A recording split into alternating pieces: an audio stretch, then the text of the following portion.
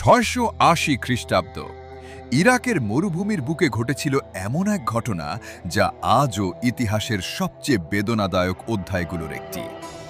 একদিকে ছিল সত্য, ন্যায় এবং ত্যাগের প্রতীক, আর অন্যদিকে ছিল ক্ষমতা, অন্যায় এবং জুলুম। এই ঘটনাটিই হল কারবালা যুদ্ধ। ইসলামের নবী হযরত মুহাম্মদ সাল্লাল্লাহু আলাইহি ওয়াসাল্লামের ইন্তেকালের পর মুসলিম বিশ্বের নেতৃত্বে আসে খিলাফত। সময়ের সাথে সাথে ক্ষমতা চলে যায় উমাইয়া বংশের হাতে।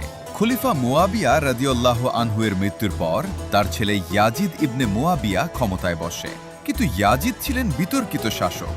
তিনি চাইছিলেন সবাই তাকে খলিফা হিসেবে স্বীকৃতি দিক, কিন্তু একজন ব্যক্তি ছিলেন যিনি অন্যায়ের সামনে মাথা নত করতে রাজি ছিলেন না। তিনি হলেন ইমাম হুসাইন রাদিয়াল্লাহু আনহু।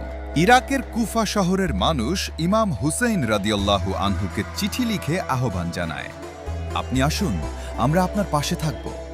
এই বিশ্বাস নিয়ে ইমাম হুসাইন রাদিয়াল্লাহু আনহু তার পরিবার এবং অল্প কিছু সঙ্গী নিয়ে যাত্রা শুরু করেন।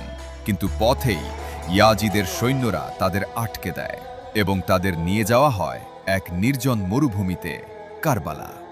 কারবালায় পৌঁছানোর পর শুরু হয় এক নিষ্ঠুর অধ্যায়। ইমাম হুসাইন রাদিয়াল্লাহু আনহু এবং তার পরিবারকে পানি থেকে বঞ্চিত করা হয়। ফুরাত নদী ছিল কাছেই, কিন্তু তাদের জন্য তা নিষিদ্ধ। শিশুদের কান্না, তৃষ্ণায় কাতর নারীরা, একটি ছোট্ট শিশুর কান্না যেন পুরো মরুভূমিকে কাঁপিয়ে দিচ্ছিল। তবুও হুসাইন রাদিয়াল্লাহু আনহু অন্যায়ের কাছে মাথা নত করেননি। 10 মহররম, আশুরার দিন, যুদ্ধ শুরু হল। সংখ্যায় খুবই কম, মাত্র কয়েক ডজন সঙ্গী নিয়ে ইমাম হুসাইন রাদিয়াল্লাহু আনহু দাঁড়িয়ে গেলেন হাজারো সৈন্যের সামনে। এক এক করে তার সঙ্গীরা শহীদ হতে লাগলেন, তার আপনজনরাও রেহাই পাননি। শেষ পর্যন্ত মাঠে একা দাঁড়িয়ে রইলেন ইমাম হুসাইন রাদিয়াল্লাহু আনহু। তিনি লড়াই করলেন শেষ নিঃশ্বাস পর্যন্ত এবং অবশেষে শহীদ হলেন।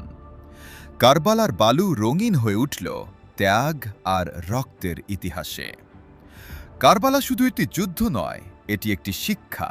এটি আমাদের শেখায়, সত্যের পথে থাকো যদিও তুমি একা হয়ে যাও, অন্যায়ের বিরুদ্ধে দাঁড়াও যদিও তার মূল্য দিতে হয় জীবন দিয়ে। আজও কারবালা আমাদের মনে করিয়ে দেয়, ত্যাগ কখনো বৃথা যায় না, কারণ সত্য সবসময় বিজয়ী হয়।